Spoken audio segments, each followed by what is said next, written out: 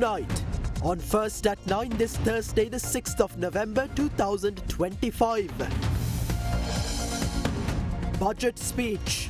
2026 appropriation bill to be presented to Parliament tomorrow. President Derana to deliver second budget speech. Blueprint. As the government prepares for budget 2026, experts and economic analysts in the private sector call for growth, stability and inclusion in Sri Lanka's expanding economy. Resistance. Protests calling for the suspension of wind power projects and a ban on mineral extraction on Mannar Island to continue. Narcotic crackdown.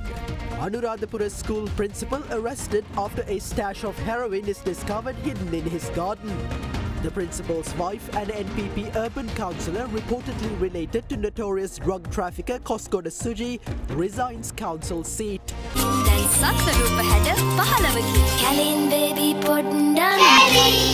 This is Derana First at 9. Live from Studio 24 in Colombo.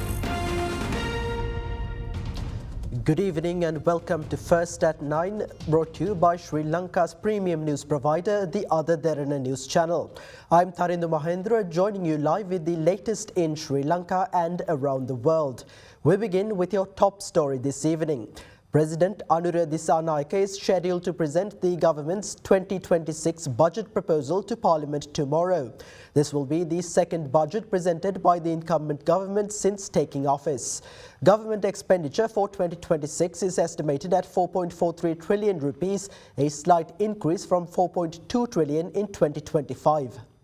The appropriation bill outlining government expenditure for the 2026 financial year was gazetted on the 26th of September. According to the appropriation bill, which the National People's Power government is scheduled to present to Parliament tomorrow as its second budget, total government expenditure for the coming year is projected at 4.43 trillion rupees. The largest allocation is for the Ministry of Finance, which has been allotted 634 billion rupees. The Ministry of Provincial Councils and Local Government is allocated 618 billion rupees, while the Ministry of Public Administration is to receive 596 billion rupees. The Ministry of Health and Mass Media has been allocated 554 billion rupees for the coming year. The Ministry of Defence is allocated 455 billion rupees, while the Ministry of Education is to receive 301 billion rupees. The President's expenditure head in the 2026 budget is set at 11 billion rupees, an increase of 8.3 billion compared to the 2.7 billion rupees allocated in 2025. This increase is primarily due to the allocation of 8.29 billion rupees for development programs. Additionally, 488 billion rupees have been allocated for pensions. The maximum limit for domestic and foreign loans to cover expenses in 2026 has been set at 3.8 trillion rupees, which must not be exceeded. President Anura Dissanayake, as the Minister of Finance, is expected to deliver his budget speech at 1:30 p.m. tomorrow. The budget speech will be broadcast live on TV Derana and other Derana News Channel. The second reading debate is scheduled from November 8th to 14th, with the vote on the second reading scheduled for 6 p.m. on November 14th. Subsequently, the committee stage debate will be held from November 15th until December 5th, with the final vote on the 2026 budget scheduled for 6 p.m. on December 5th. ඔබේ සම හඳුනාගෙන ඖෂධීය ශාකසාරමේ forever face wash එකක් භාවිතා කරන්න. අප වෙනුවෙන් කැපවූ ලංකාවේ අපේ අංක 1 ජාලය dialogue. As Budget 2026 approaches, experts and analysts shared their expectations. Joining our current affairs program at Hyde Park with Indivariya Muwatta, Ceylon Chamber of Commerce Vice Chairperson Bingumal Tevaratantri highlighted Sri Lanka's progress in restoring macroeconomic stability after the sovereign default, noting improved reserves, a stabilizing currency and growing investor confidence. However, he calls the government to be vigilant as over half of government revenue still goes towards interest payments. SLASCOM Vice Chairman Sampath Jayasundara stressed the need for consistent policies, investment in digital infrastructure and a national digital ID to drive e-governance and financial inclusion. Also joining the discussion, lead economist at Verite Research, Raj Prabhu Rajakulendran, added that while macro indicators are improving, the real economy continues to face challenges. What signals or expectations does the private sector have for budget 2026? One big thing that we've been lobbying for years is a single window for trade. This had been a discussion from 1980s. I think gained some momentum in 16-17 with our trade facilitation agreement commitments with WTO. I think we have to get it. It will really improve the trade efficiency by 30-40%. Second most important thing that we've been pushing and discussing is public-private partnerships. We expect a very independent PPP law coming in where private capital will be well received by the government. We are not driving privatization here. It's about making sure the private capital is deployed properly and government has access to the private capital and a better transparent process to drive it. Digitization in terms of public digital infrastructure is another one that we've been pushing. We've seen some momentum on the digital ID. The other most important thing, and it's a long-term one, is the whole trade agreements with the countries. We always talk about this hub and the location. We've been talking it for years. Now the interesting part is the South-South trade is growing at a rate. South-South trade is now bigger than the North-North trade. So if we get our trade agreements right with the ASEAN countries, the opportunity for Sri Lanka to become India +1 or China +1 or be a significant play in the ASEAN markets is critical. So we have advocated for a separate agency for trade facilitation as well. The IT BPM industry performed very well even during the crisis. What recommendations or strategic interventions would you want the government to focus on during this budget, not just for 2026, because we're looking at a longer term growth and also to attract more investments here to position Sri Lanka as a serious global hub? So when you look at the overall situation in Sri Lanka, we are a knowledge economy. Our literacy rates are extremely high, so you can attract good population to IT industry. So what we expect from budget point of view, especially the chamber point of view, SLASCOM chamber point of view, how to run the digital agenda. So that is very critical. Okay? Digitalization process, especially starting with digital ID, because digital ID will act as the main critical infrastructure for any of other services to run. If we can complete within a short period of time, it will open digitalization agenda for many areas. On the other hand, if we can have a super app player, so super app player, we can be again a single window for citizens to access most of government services. We can work together and run the same agenda. But government point of view, we need the policy consistency. That is very, very important. I want to also bring in the angle of inclusivity and equity into the policy priorities as we move forward. The policies that I want to maybe, or that Verite had proposed, focuses largely on equality and equity as well. One example is Sri Lanka has a high aging population and spending on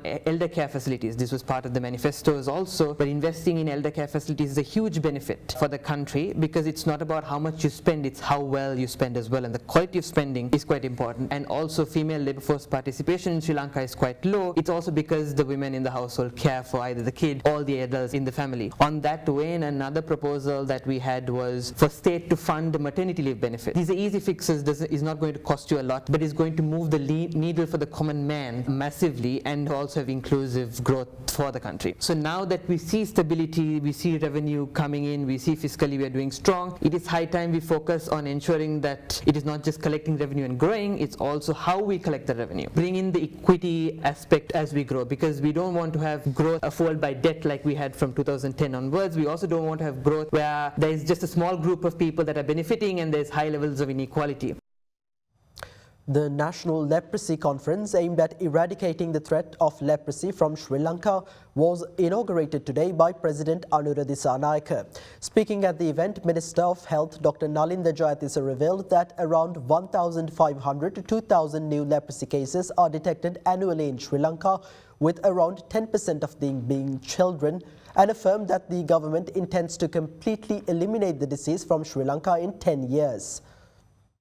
The National Leprosy Conference was inaugurated this morning in Colombo under the patronage of President Anura Dissanayake, reaffirming Sri Lanka's commitment to stopping the spread of the disease. The conference was organized by the Ministry of Health with the contribution of the World Health Organization and the Sasakawa Health Foundation. A 10-year roadmap to eliminate leprosy from Sri Lanka was unveiled by President Dissanayake.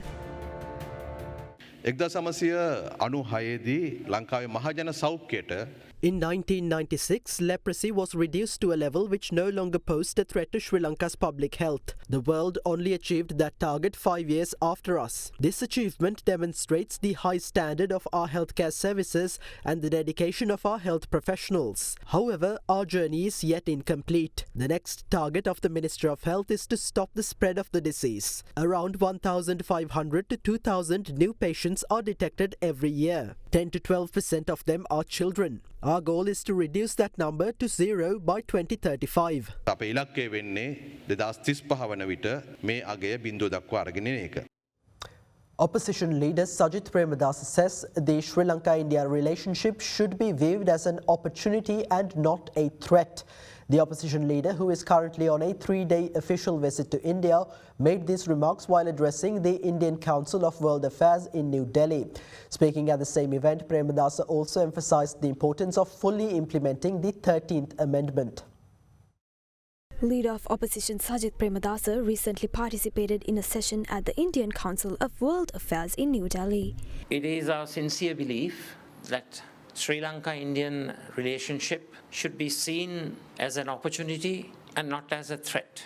It's an opportunity to attain mutual benefit, to attain prosperity. At a time when Sri Lanka is facing a plethora of challenges that are economic, social, political, cultural, religious, it is indispensable that our relationship with India, at a time when Sri Lanka is facing these enormous challenges, the Indo-Sri Lanka relationship should be devoid of parochial thinking. We need to think anew and we need to think afar.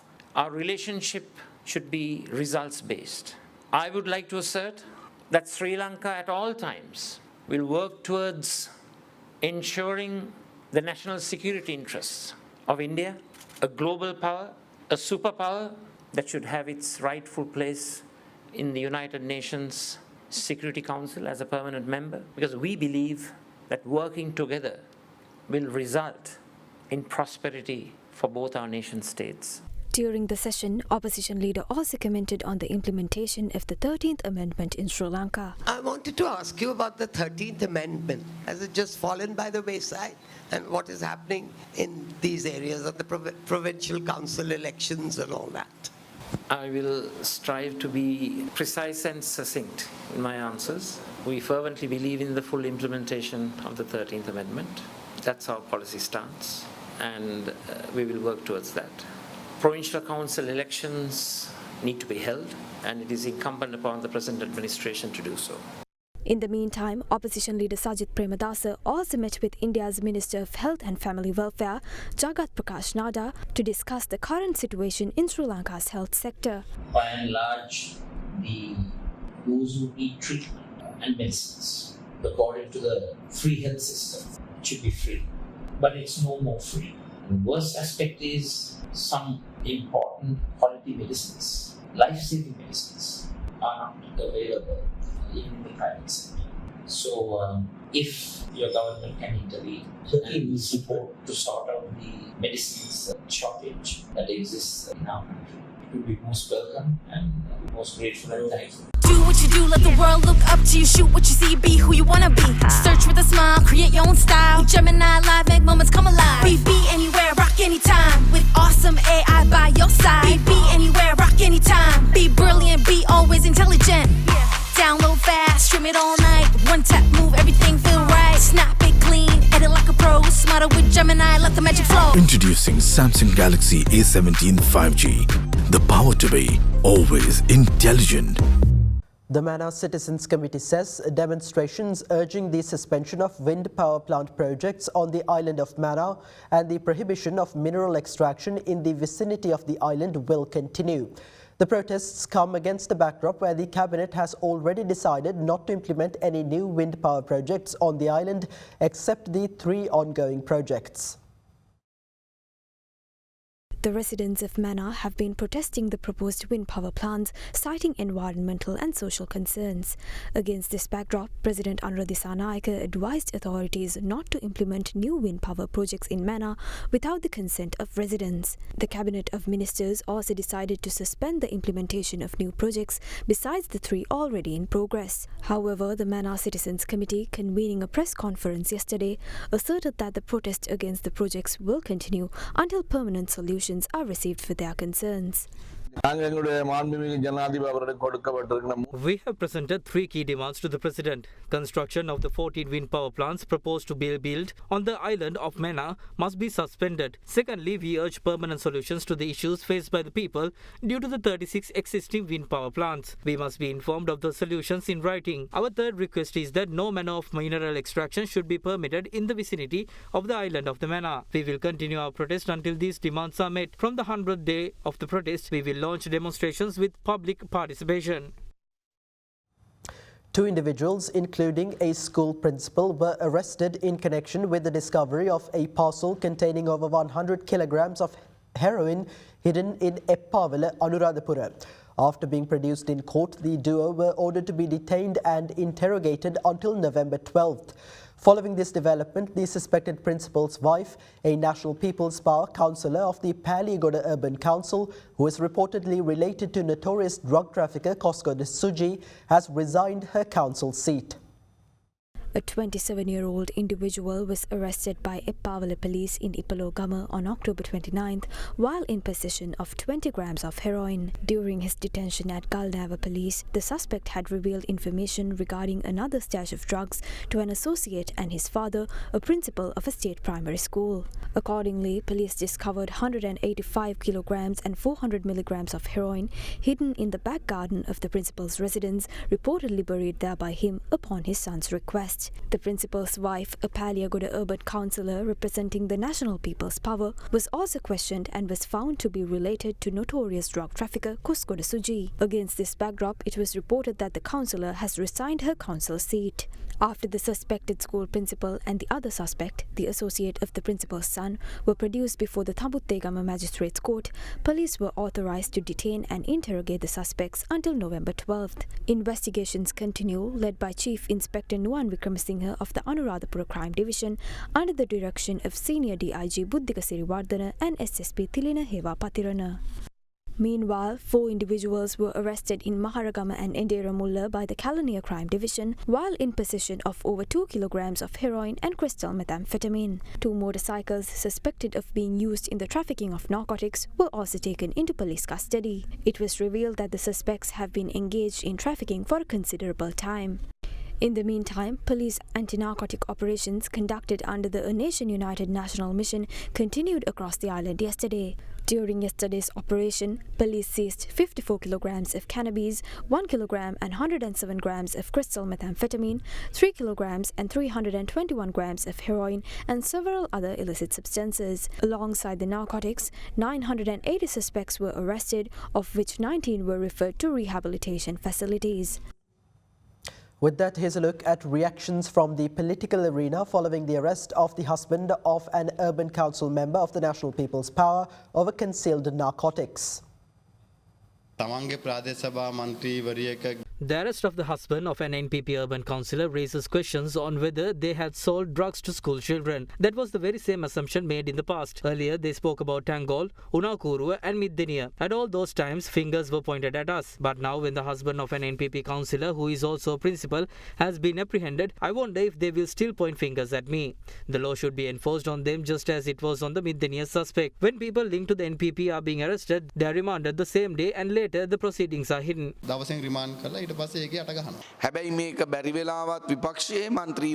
If the suspect was linked to the opposition, the president would have mentioned it in the parliament and the minister in charge of police would have issued a statement to the public. But when the people linked to the government are being apprehended along with their families on drug-related charges, the government remains silent.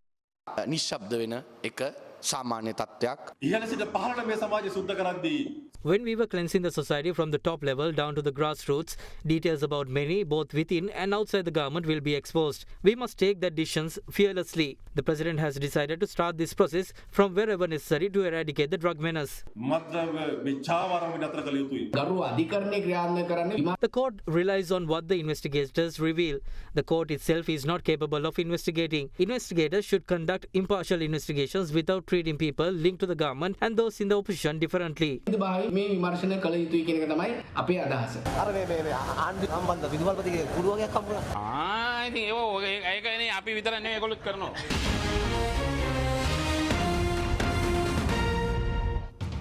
Welcome back to First at 9.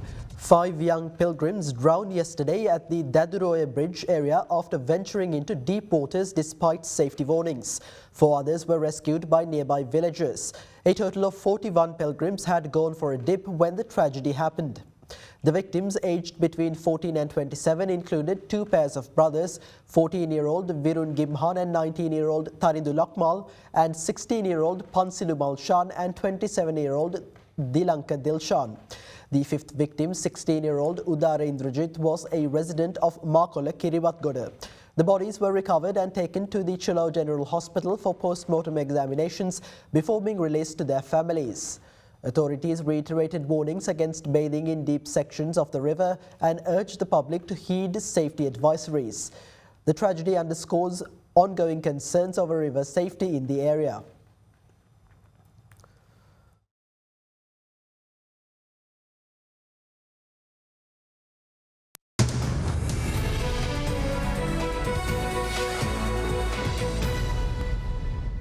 In a business news, at the Colombo Stock Exchange ahead of the budget reading, the ASPI surged past the 23,100 mark at the opening bell and held ground throughout the session with mild volatility seen around midday. The index closed at 23,112, gaining 159 points ahead of the upcoming national budget. Despite the overall positive movement, the negative contributors outnumbered gainers. Retail participation remained strong while high net worth investor activity was moderate. Market turnover reached 6.1 billion rupees, marking an 18% drop from the monthly average of 7.4 billion. The capital goods sector led activity, contributing 28% of total turnover, followed by the banking and food, beverage and tobacco sectors, which together accounted for another 28%. Meanwhile, foreign investors remained net sellers, posting a net outflow of 38.1 million for the day.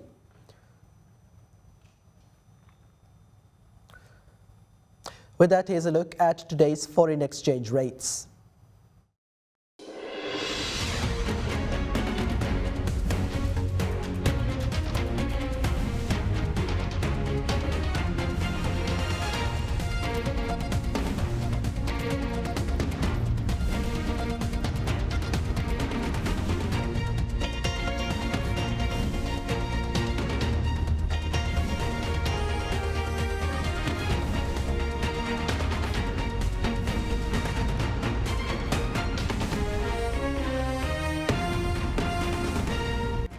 That's all for tonight from First at 9. For the latest developments around the clock, stay in touch with other Derana News Channel, the Sri Lankan news brand of international excellence. Thank you for joining. Have a great night.